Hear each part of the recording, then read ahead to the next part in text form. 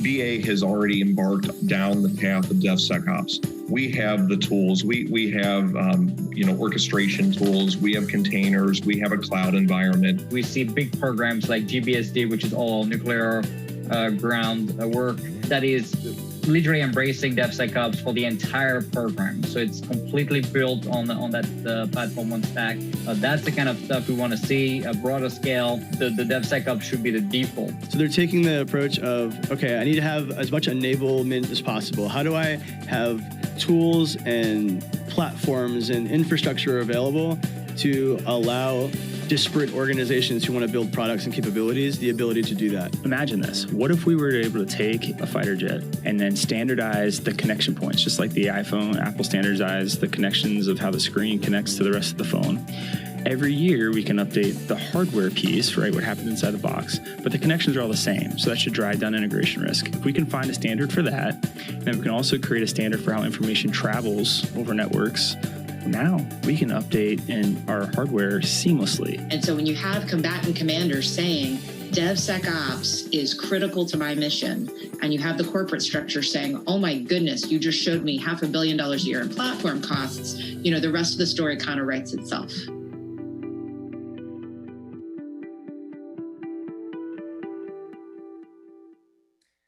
Hello and welcome to our virtual event here focused on getting DevSecOps right.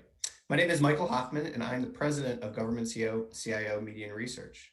For the past month, we've been hosting a series focused on DevSecOps with a collection of different companies, speakers, and government leaders talking about a subject that is really pushing government agencies forward in the ways in which they are adopting technology, as well as taking a look at the different tools that they can really improve the services for the people that they serve.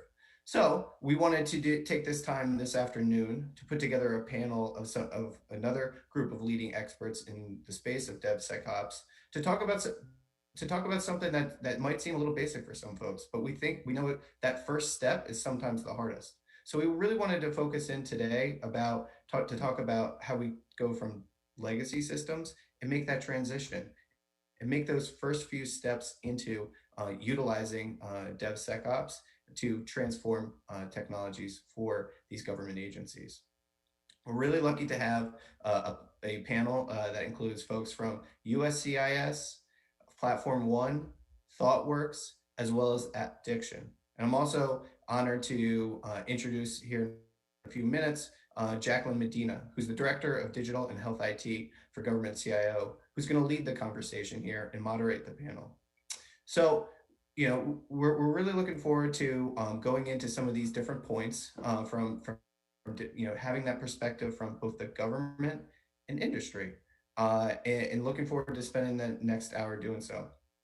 We want to make sure that everybody who is taking part and watching this afternoon can also take part in the conversation. So please be able to weigh in on social media, but also we're also taking questions in the player below the video player, which our editors are going to take a look at, and we can pass on to Jackie as the panel goes by, and we can share that with the panelists.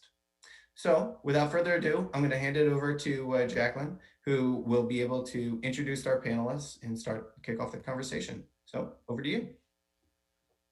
Thank you, Mike. Good afternoon, everyone, and thanks for being here today, especially thanks to our speakers. We're diving into DevSecOps today, which combines software development, security, and operations in a way that enables efficient, effective delivery of new functionality in an almost continuous basis.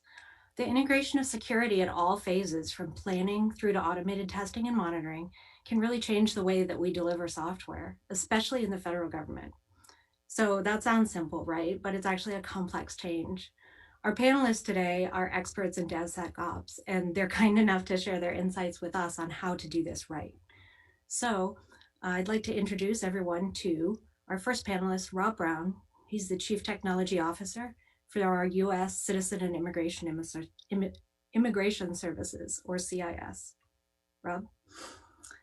Second is Matt Houston. Matt is the CIO and CISO of Platform One for the U.S. Air Force. They're providing DoD-wide DevSecOps managed services. Morning, Matt. Our third panelist is Ryan Murray. Ryan is the Executive Technical Director of Digital Platform Strategy Group at ThoughtWorks. The Digital Platform Strategy Group, or DPS, since I can't say the whole thing, focuses on driving engineering-led digital transformation with a strategy-led implementation-powered approach. Good morning, Ryan. Good afternoon. Good morning. Thanks, Jacqueline. And our final panelist is Anthony Ortega, Enterprise Architect from Aptiction Studio, which specializes in secure software development through DevSecOps. Morning. Hi. So now to our questions, and I wanted to start with Rob for this one, but everyone's welcome to join in. If you had to give one piece of advice to an organization that wants to get DevSecOps right, what would it be?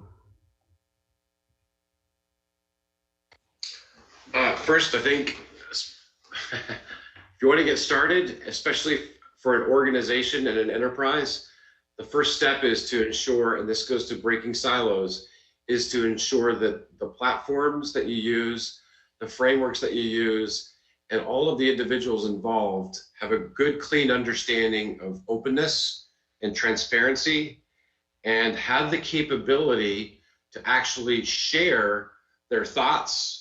And this could be manifested in pull requests across repos. I think to me that is probably the most important aspect. And then making sure that your leadership, as well as your evangelists, all are on the same page and share that common understanding, and make sure that's first and foremost. The other, to dovetail a little bit more into that, what does that mean tactically, as well as to make sure that all of the platforms that you do use, all the tools that you use, you actually create those in a ideally fully autonomous manner for your folks, your engineers, if necessary, semi-autonomous, typically with some standards and governance, and really think about the developer experience. I think those are all sort of flow, and those would be my bits of advice at the highest level. Thank you. Anthony, what about you? Yeah, what I would add is for an organization or a program starting their DevSecOps transformation or journey, or even an organization or even a set of teams just looking to improve on their DevSecOps, it's important to map out the steps that are required to deliver value to your end users. Not just what does it take to develop, not just what it takes to develop and test, but really everything, right? From compliance, governance. You may have, specific, requirements that are specific to your team or program, but, starting with a value stream mapping exercise, coming back and revisiting and updating that value stream map. I feel like it's a very underrated tool, but value stream mapping is a great tool to identify the next steps, the next areas to attack for any organization or a program looking to start or proceed along their journey. That's great. That's really important. Matt, how about you? I would say that the most important thing is to recognize that DevSecOps isn't a destination, rather it's a journey. There's going to be constant improvements that you're going to want to implement, and knowing what is the minimum amount to actually get that value to your end user is extremely important. Once you start delivering value, then you can iterate on that and just keep pushing out more and more features to ultimately secure your environment. But definitely don't have an endpoint in mind, but just recognize that there will always be change. Thanks, Matt. That sounds like great advice. And Ryan, I know you definitely had some thoughts on this journey, which we've all called it a journey now, right? Can you share those with us? Yeah, I think that building on what everybody said, I mean, if we think about this DevSecOps, right, we know we have ops and we have security in there, and the traditional mental models of ops and security have often been stopping things from happening, slowing things down for safety. And I think it's, we're just at a point now where we have to accept there's a paradox here. Our customers want things faster, and at the same time we have to do things safely. So it's not an either or anymore, it's very much an and that's, like, to Rob's point, I mean, this is actually a big cultural shift as well. So thinking about all the dimensions. We're building software in the end to create value for our customers, whoever they are. I'm working with the VA, and we have all across the military, right? We have important value to deliver. So, DevSecOps often sometimes gets also seen as a technology initiative. And I think that, again, we're all real focused on how do we create value for the people that matter out there in the field, and how does everything we do all the way down to infrastructure operations and security actually create that value faster, but also safely. Thanks, Ryan. That's great.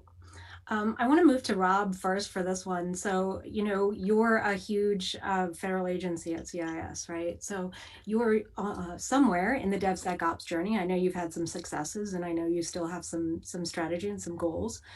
So can you briefly describe your 2021 DevSecOps strategy and your top priorities? Happy to, yeah, and appreciate that. I don't know if we're that large, but we definitely seem to be in the news a lot. We really, as it relates to the priorities, and I'm sure we could talk about history further down in this conversation, but I think specifically it's enhancing the platforms that do work across the enterprise, starting to codify in the manner of perhaps frameworks, libraries that are reusable, really building upon that developer experience that can be shared, and reducing a lot of the redundancy that exists. Again, just talking at an enterprise level, that exists through the various portfolios and the various teams.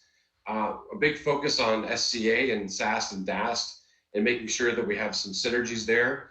And that just provides common feedback for the limited number of resources that we do have that even understand what that means, but also then educating folks so that they can see it in a common way across the portfolios to make meaningful choices and decisions. So those are some of the areas we're definitely focused on. Other areas are really fine-tuning our supply chain and making sure that those adhere to the same sort of constructs just mentioned, so that the security folks, the folks, the builders, they all start to understand and see that same ubiquitous language or common language that they can start to speak about. Part of this is being coupled with introductions as well as continued use of AI and ML tool sets, and really having more of an AI-driven operationalization of not only the CI/CD platform, but also starting within Jira itself and seeing how that transcends all the way to deployment. So those are some of the areas we're looking at. Some of the numbers, the hit or miss, but getting that greater visibility integrations, really trying to provide like a 50% increase in our releases across the board, and really a 30% decrease in our deployment times are some of the metrics we're trying to aim for. That's fantastic. So Ryan, would you like to chime in about the work you've done with the VA? Yeah, I mean, I think the VA's got an amazing journey ahead of them. They're already well on the way. And, some of the early examples that are fantastic are things like what they've done with the chat bot for COVID-19.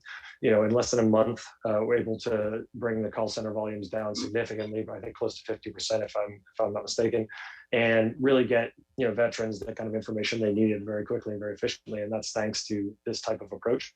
Now, obviously, the organization is turning towards how do we look at, like we brought up, a lot of the legacy platforms and legacy systems, and how do we start to make it possible to ship value at that speed across all the range of benefits and services that the VA provides. So there's a lot of work happening at multiple levels. There's the deep technology that Rob's talking about, and enabling the developers to be that productive everywhere in the VA. And then, of course, there's also reevaluating all the way up through how do the veterans get the best possible service that you would expect from any digital native organization. And so that means changing process practices around how we spec software, how we deliver software across the board. So I think there's a tremendous amount of effort happening across the VA, and really excited for the benefits that veterans are going to get for that. Thank you. It's great to see that work that is happening at the VA and the changes that they're making. I think, based on your responses and based on the responses to the highest priorities, I want to pull on that thread a little bit more, right? That people aspect of it. So across the federal government, and I'm sure in the commercial world as well, we see programs where every person has a different understanding and a different buy-in to these changes, right? And some folks are afraid of change and some folks wholly embrace it. So, sometimes the legacy systems as well in the government may be, or organizational practices may be siloed. So if you're taking a step back and looking at this kind of an environment, do you try to get an entire organization to get into the right mindset and then slowly evolve the technology? Or do you think that, a better approach to that is to create a cutting edge shared service and then kind of fold in the early adapters first? And I'd love to go to Matt to start with this one. Absolutely. So you will be wanting to go after those early adopters, the folks that are willing to go through the effort and are willing to just flex in order to change what may be their existing process, to just do something new, to take that risk and to demonstrate success. Whenever we started our journey, we had a couple champions that were extremely, flexible and just willing to stick their neck out for us. And we demonstrated that we were able to create something that went from absolutely nothing to full authorization and supporting the AOR in a matter of just a couple months. So just injecting one good example of value added will then spread across the entire organization. And I think that is the best way that you can go to try to really get on your DevSecOps journey and get where you need to go. Anthony, what do you think about that one? Yeah, having a kind of bleeding edge shared service is a great thing to have, especially in a large for the enterprise, right? For the entire DoD or for the VA. You mentioned earlier, what about legacy? Legacy organizations supporting legacy systems. It's maybe they're supporting technology stacks that are 5, 10, 20, 15 years old. And going microservice architecture and going to the cloud is a bit of a challenge. Those systems are already they're not greenfield, they're already in production. They already have and maintain an ATO, but they're struggling, right? Struggling to get value out to their end users, to the warfighter. So does that mean we have to scrap everything and we've got to start from scratch? And nope, it's got to be microservice architected, web native, cloud native. No, it doesn't. It doesn't have to. It doesn't mean that. I work with an organization in the Air Force where even right now we're still manually testing. We're still doing manual security testing, but we have shifted the mindset and we've begun shifting the technology over the last 12 to 18 months. And that particular organization, when we started working with them, they were going to production. They supported 3 large systems. They were going to production once every 400 plus days across the entire program, and just working in smaller batches, having the mindset of how are we going to deliver value, creating the value stream mapping. That map that I spoke about earlier. They're now going to production 3 times every 30 days, and I say it that way because like I said, they have 3 systems, and each system goes to production at a minimum once every 30 days. Thanks for sharing that. Rob, can we go to you to answer this one? I think it's a combination. And so there's always a nice shiny tech object that you can grapple with, perhaps what you will maybe call the fast pacers, the high learners, or what have you. And that could be manifested in the latest cloud bees or the latest Kubernetes, or go and develop some cool operators and share that with the rest of the crew. I also think from a legacy perspective that what we ended up doing was a couple of things. We essentially created a policy or management instruction that we called team managed deployments, and it provided release carrot for these teams, gave them the ability to abate the need to have a lot of governance associated with their pipelines, which is wonderful, essentially empowering those teams, but they still had to meet a certain level of criteria. We coupled that with letting some contracts out with essentially technical coaches to not only work again from the JIRA, the value stream, the proper configuration of working with their product owners, but also the technical aspects of how do they translate that into a real pipeline that was semi-automated or fully automated with some of these legacy systems where applicable, so they could actually start to meet this team managed deployment policy that gave them that freedom so that they could actually start to, again, abate the need for all of these governance checks or quality checks that start to be represented or manifested in dashboards in their pipeline. Thanks. And I know I can see Ryan has something to add to that. Yeah, I think this is incredibly important. I can't credit enough all the folks on this call and all the folks in the government who are doing this stuff incrementally and with such focus on getting value. Because I work with tons of Fortune 500s that are not. They're struggling with, geez, I have to have my whole portfolio mapped out before I move forward, and that doesn't work. Like nothing breeds success like success. And so starting in a place where you can get the work done fast enough and it's meaningful, the work is going to excite somebody when they see it. That's an important balancing act, right? Is to make sure that you're shipping something meaningful, but that you can also be successful with it, ship fast, and then start to build momentum. Incredibly important. No large scale will get the whole organization on board and then get started, I think, ever gets you there. That said, of course, again, we're always building security and from the bottom up. And I think it's good to keep in mind how important it is that we're taking things off of people's plates and we're just making them work automatically and safely. And it's critical. When we first got into Agile and starting to move fast, there was the move fast and break things mantra at Facebook. That doesn't work in most organizations. Fine for startups, but not fine for most organizations. And yet DevSecOps can be done in a way that's incremental, completely safe, and really effective. And I think the government is really leading in some ways in the way they're doing that. So really impressive. So kudos to everybody.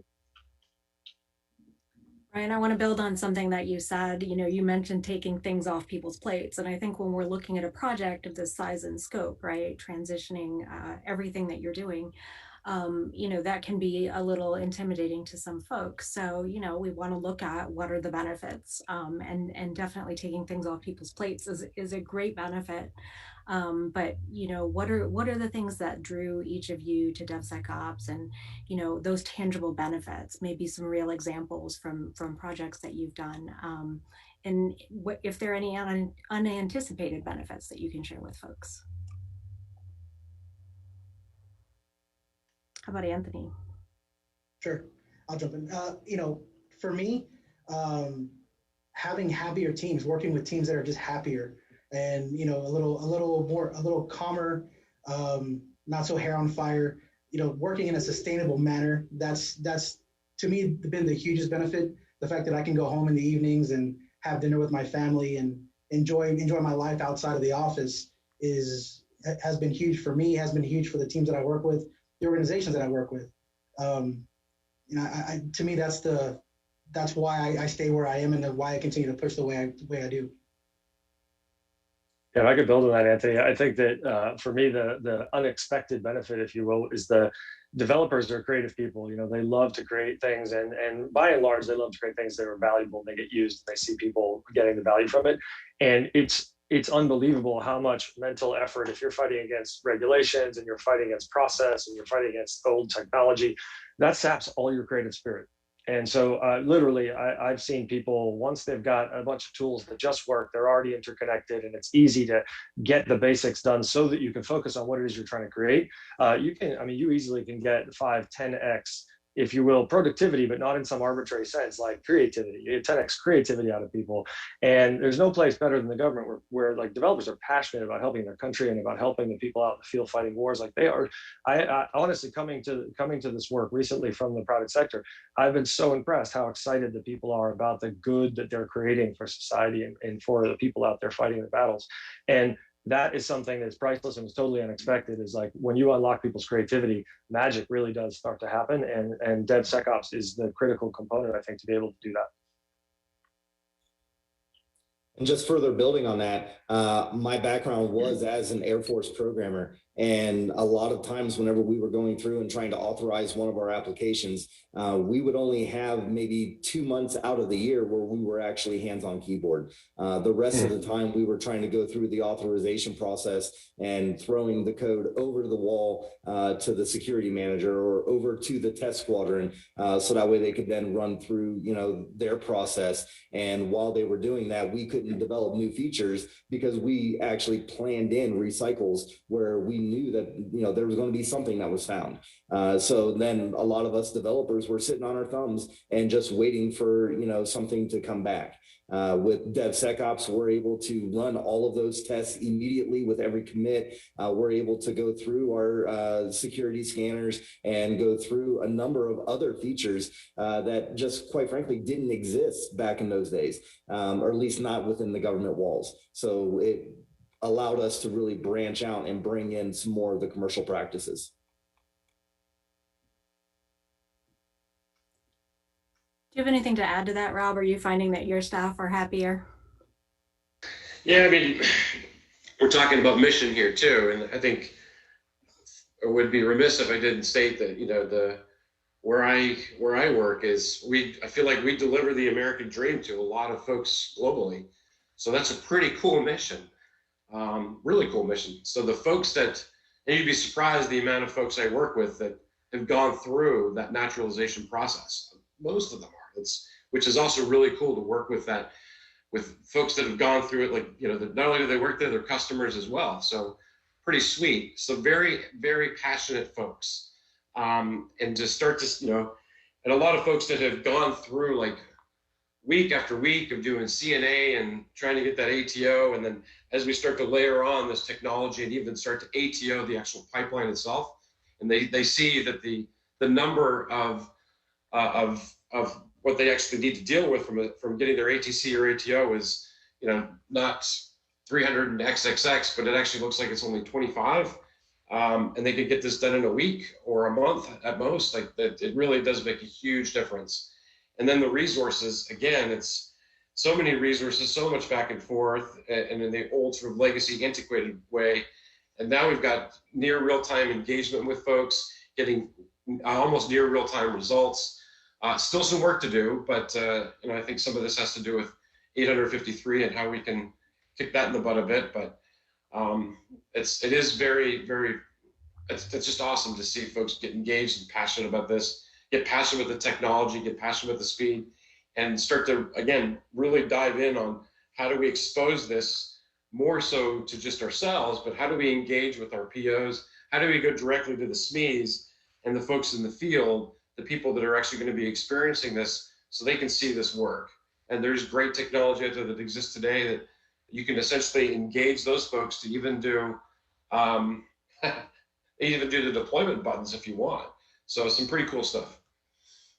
I want to build on Rob, what you just said is it's not just the developers, right? It's the people out there, the POs, and then the actual customers, and they're getting stuff, and that they're used to waiting a year, and now they're getting it in a week. I mean, this does two huge things. One, if you didn't get it right, because we don't get stuff right. I mean, it's impossible to get everything right up front. You get it out in people's hands, they give you feedback, and it's changed in a week again. That's magic, because now your customers are engaged. Like, your customers are like, hey, I'm getting creative about what I need, right? They're not just sitting back and saying, yeah, well, I'll see that in a year. And that changes the whole dynamic of what you can deliver when your customers and the developers become real partners, and they're ideating together and they're building stuff together. That only happens when you have the speed that DevSecOps gives you. So that's another, I think for a lot of us, was a huge aha moment when we realized that you could create value, never mind the money you're saving for the taxpayer, right? Because like, how much waste did we cut out of a system that was completely valueless? And I think that's important to realize too, is that we're saving a ton of money and we're creating a ton of more value all at the same time with the same investment. So, you know, this is really magic stuff. Great, thank you all. I feel like there's something that Matt queued up a little bit, and Rob built on this, and Ryan too. So I want to go back to Matt for this question. I want to know, you know, how hard is it really to accomplish a continuous ATO or continuous authority to operate? Because I know that you folks deal with that, right? So if a team or an agency has really made the journey to DevOps or to DevSecOps, and they're already building in their security, and they're already automating things, how hard is it to get and keep that ATO? So as far as actually once the continuous ATO is in place and it's accepted, it's extremely easy for the product teams to go through that process. By far, the hardest, the most difficult process is getting the organization to accept something that's a different process than what they're used to, a different process than what they're accustomed to. The continuous ATO focuses on the people, the processes, and the procedures. So it's getting your product teams actually trained on how to use it, and then having the processes of what are your quality gates, what is your barrier to entry to get something into production, and then of course the procedures on how do you vet that, how do you actually ensure that those gates are being made so that way you can enable your continuous delivery. So, getting the mission owner to, again, take the risk and look at this new process and then be able to realize the added security benefits of going in a different way than what they're accustomed to. That's the most difficult part. That's where your barriers are. Fantastic. I think that's a great topic, and I'm glad that you all hit on this. So aside from that, when you're starting this DevSecOps journey, what are your other barriers to entry, and how do you overcome those? One thing I'll say is this is a very, very big leadership change. And it's not just about the technology. It's not just at all about the developers actually quite ready. And they've been seeing this coming for a long time and they're ready to jump, generally, at least my experience. It's really all the levels of leadership above that that have to get aligned to what it means to move faster. There's typically a lot of incentives in place for people's job roles, they have to be considered. And great leaders, like Rob and Matt, I'm sure you've been thinking about that, certainly in the private sector. We spend a lot of time making sure that the senior leaders who have the vision are aligning all of their leaders' incentives underneath so that everybody is actually swimming in the same direction. Because a lot of that process change that Matt was talking about, it's in place and people are gold on meeting process metrics. And if you don't change that for them, then they're not really excited to go along on the journey. Even if the developers and the product owners, mission owners are all chomping at the bit, there's often this middle group of leadership that's not really aligned. And so I think thinking about that early on, about how the whole stream of the software delivery stream is being managed and how people are being golden incentivized and how you're communicating about what you're trying to create is essential to being able to move this process forward. Thanks, Ryan. Anthony, do you want to add to that? I know you've experienced similar things. Yeah, absolutely. I think one of the barriers I see most often is really the fatigue, right? If you've started, we've mentioned it earlier several times, or it's been said several times, that DevSecOps is a journey. And there's a big misconception a lot of times, and maybe sometimes it starts with leadership, that we're going to have 80% plus code coverage. We're going to have microservice architected systems. We're going to be in the cloud. We're going to be going to production every day or more. And not that that's something that you shouldn't be aiming for, but on the journey, on the path from wherever you are to that, there are a million things that can be celebrated and can continue to drive the improvement and drive that DevSecOps forward and keep people in the space of wanting to move forward and can maintain that passion that was spoken about earlier. And that's really, to me, the lack of that can definitely be a huge barrier to moving forward with the DevSecOps journey. Thanks. So we talked about, barriers to entry and barriers to getting set up, but are there things now that you have implemented DevSecOps or helped someone else with that journey and they are using it on a daily basis? What's blocking you from getting better today? Or what are the next steps that you would have to take? Ryan, do you want to field that one? I think what we see on the ground is that organizations vary widely in terms of how quickly they're able to adopt this stuff. I think what Matt and Rob talked about earlier is super important, and Anthony was just talking about as well, is this idea of openness and sharing kind of what it is already learned. Anthony said it well, going to microservices isn't the goal, right? And in fact, a lot of these technologies are complicated. And what we see is that a lot of people are trying to do the technology rather than trying to create the value that the technology creates. And so I've been helping as an architect, helping people go to microservices for years and often have to tell people, slow down, right? This just because someone told you microservices were a good idea or containers were a good idea, they are, but how you do it matters. And a lot of people have fallen into a lot of potholes along the way. And you don't want to have to relearn it because as the world of technology gets bigger and more complicated, there are more ways that you can also get in trouble along the way. And so sharing those success patterns across an organization is essential. And I think that that's what we see in a lot of organizations is the next step is, like Matt was saying, you want to get those early adopters out there and get success happening. And that's true. And then the next thing is absolutely how do you scale that success? not just in terms of excitement and momentum, but really patterns. Like, how do you get other developers, other architects learning about what's worked in your organization? How do you do what Rob talked about and get shared components and code that can be used effectively to help that process? Like, that is definitely the, if you will, next step that a lot of people are on, is like, how do I scale this journey effectively? And I think Platform One's done a lot of great stuff in that space. It sounds like Rob's done a lot of great stuff. So I think leaders need to always be focusing on the second and third steps out there about how we're going to actually scale knowledge, scale patterns that work, and avoid everybody having to learn the hard way. So I'll pile on there, Ryan, if you don't mind. I totally agree. And I've got so many battle scars, I believe. We're at a stage right now that it's, microservices is maybe less tech than more organizational structure.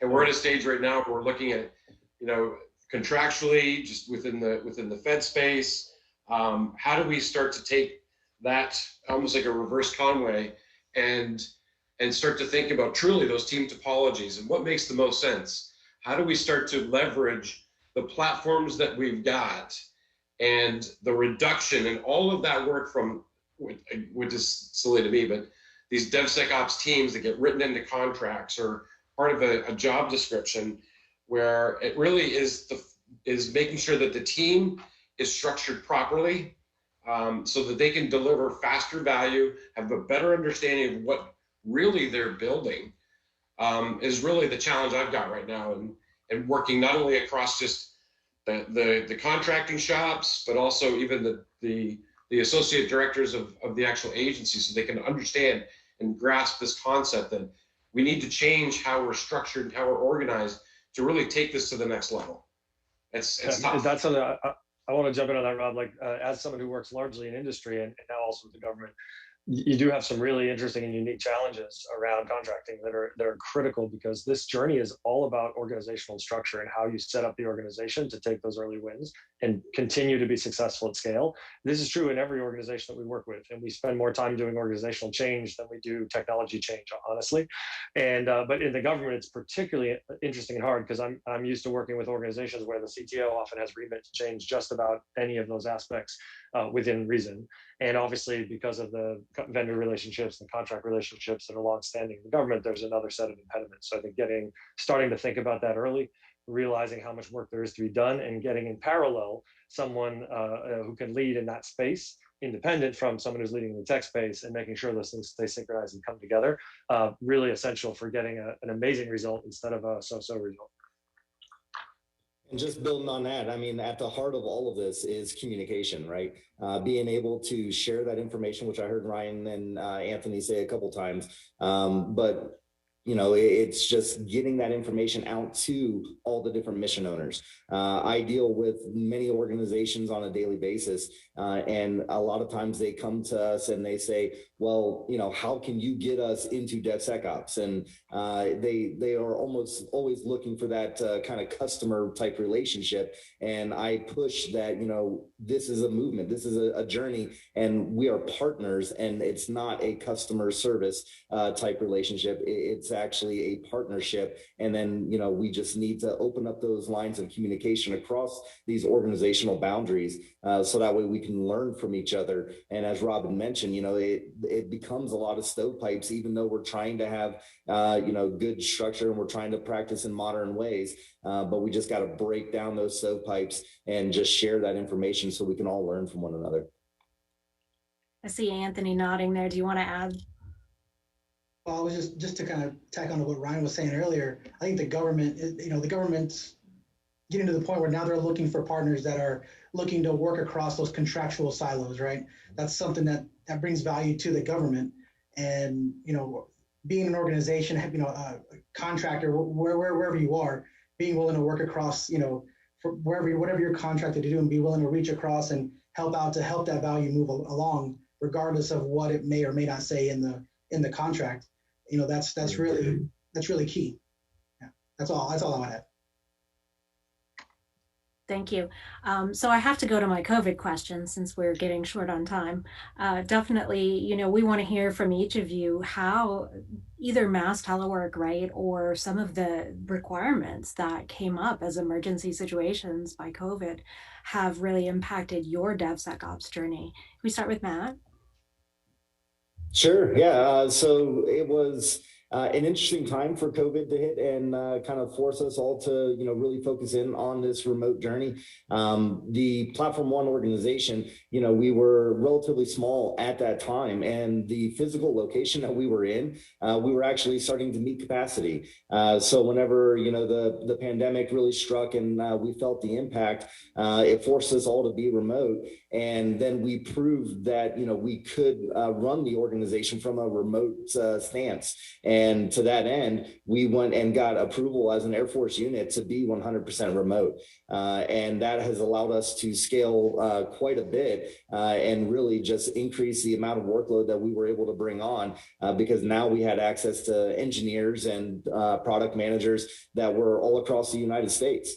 So we were able to tap into a lot more talent than what we would if we were, just restricted to a single city. So it ultimately was a blessing in disguise, not to mention that some of our first services that, we were pushing out to really support this kind of modern development was a chat service, was a process in which, we could communicate outside of the base networks, which didn't exist previously. And that really helped to get our name out. So now more people knew who Platform One was. They knew that, we were able to pivot and stand up this service within 48 hours of this pandemic, going on. So it definitely helped from a marketing perspective as well. It's a great story. Ryan, you look like you've got a great story as well. Yeah, I mean, great. We have so many great stories. We as a large, scale consultancy do a lot of distributed work. So we were pretty well set up in general. And I think that the thing about COVID that was most exciting in a couple of our, let's say, customer scenarios, and including some of the work, like I said, at the VA, was the pressure to do something fast really shined the light on how important this work was, right? That people, not only from the customer point of view, being able to ship the software fast and being able to react to something entirely unexpected.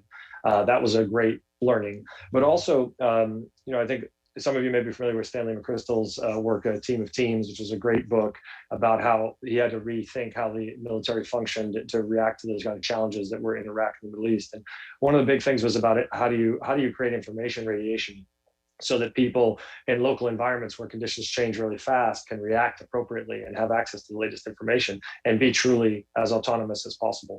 And I think COVID also pushed us a lot in that sense to how do we create better information sharing. The agile mantra of everyone sitting at the same table and can collaborate is fantastic, but being able to operate at distant scale like Matt just described is also really powerful and has a lot of advantages. So how do you get the best of both worlds? It's all about, again, Matt said this earlier, it's all about communication.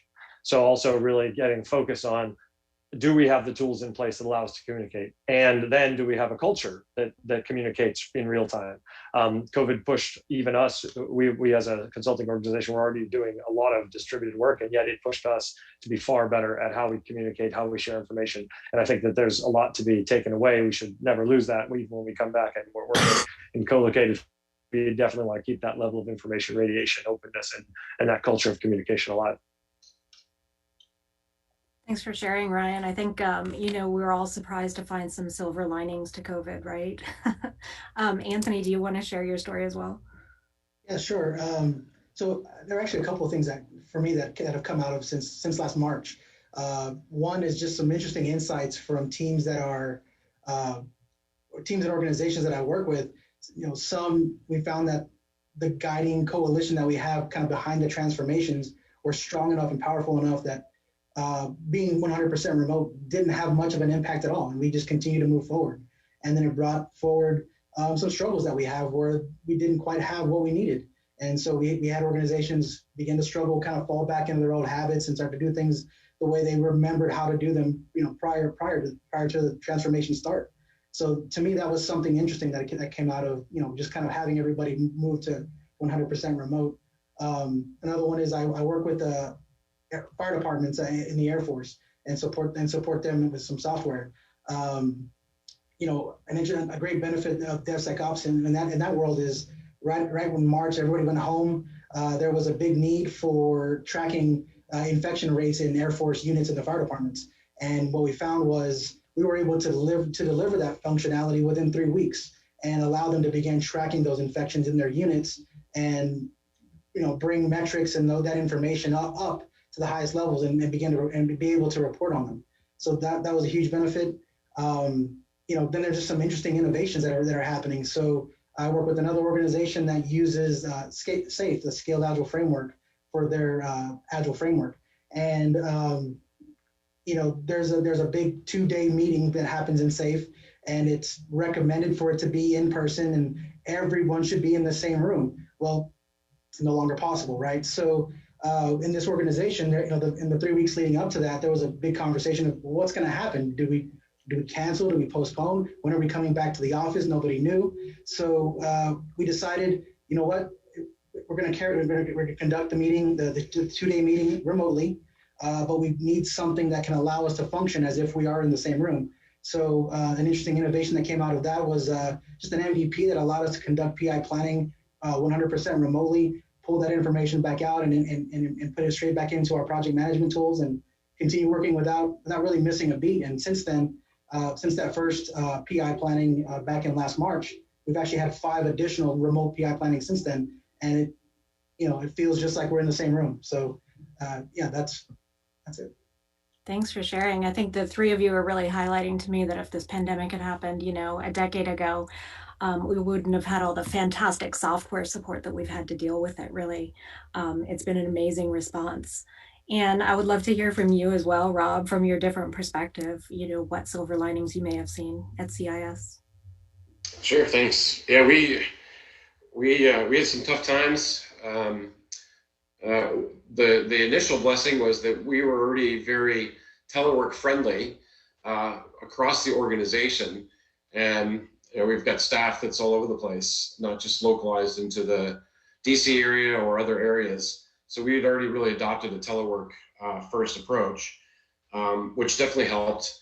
We did have some challenges just from COVID regardless, and just the number of receipts we were getting in, and we had potential furloughs that were coming through. And so some really tough times. What was cool to see was just folks actually continuing to do their work. Of course, there were some grumps and bumps and what have you, but people still continue that work. We also went through a major communication technology shift and change, which folks just obviously the same thing, but rallied around. And what was cool to see was the ability for these folks to quickly integrate the new technology into their pipeline so they could get that constant feedback. That happened within like weeks. So just some, again, I know we're running out of time, really, really cool stuff. And I'm working on really looking at that productivity increase that this has provided, not COVID per se, but just general telework and responsiveness. And the initial data is just people are working more hours and doing more with and more interaction, more engagement. We're seeing more comm patterns, more channels, more pull requests, especially with certain groups. So if anything, we've seen the factory start to really kickstart and move forward with greater rigor than it had before. That's fantastic, Rob. Thank you. I mean, I definitely am appreciating that benefit myself, but I hadn't thought of it in the perspective of this panel today. So on that note, I want to thank all of the panelists for sharing your time with us today. This was really great. We will suggest the telework topic to Mike Hoffman, and I'm going to go ahead and turn it back to him. Thanks, Mike. All right. Well, thank you so much, Jackie. And thank you to all of our panelists for sharing today. Wonderful, content, wonderful insight into how we're getting DevSecOps off the ground at these different government agencies. And I certainly learned a lot. So thank you, Ryan. Thank you, Anthony. Thank you, Rob. And thank you, Matt, for taking the time this afternoon with us. And we look forward to having you on future events as well as podcasts and articles for government CIO media and research. So thank you again. Speaking of which, that's a good transition. We're actually going to have Rob join us next week as well for infrastructure series virtual event on security. So we're excited to have him join us again, as well as Ken Bible, who's the CISO for DHS, as well as Katie Arrington, the CISO for acquisition and sustainment at the Defense Department. So we'll have that, and we'll have another, for those that are interested in the DevSecOps topic, we'll have another disruptive DevSecOps virtual event on May 19th. So be sure to sign up for that and put that on your calendars. And finally, we have a podcast series dedicated to agile transformation and DevSecOps as well, called the Agile Advocate. I'd encourage everybody to go onto the site and check out the different guests that we have on that podcast, breaking down the different opportunities that exist within that space. So thank you again to everybody who joined us. If you missed any part of the event today, you can go back on the website. We'll have the full event able for folks to download here probably by the end of the afternoon. So thanks again to everybody joining us, and look forward to seeing you soon. Thank you.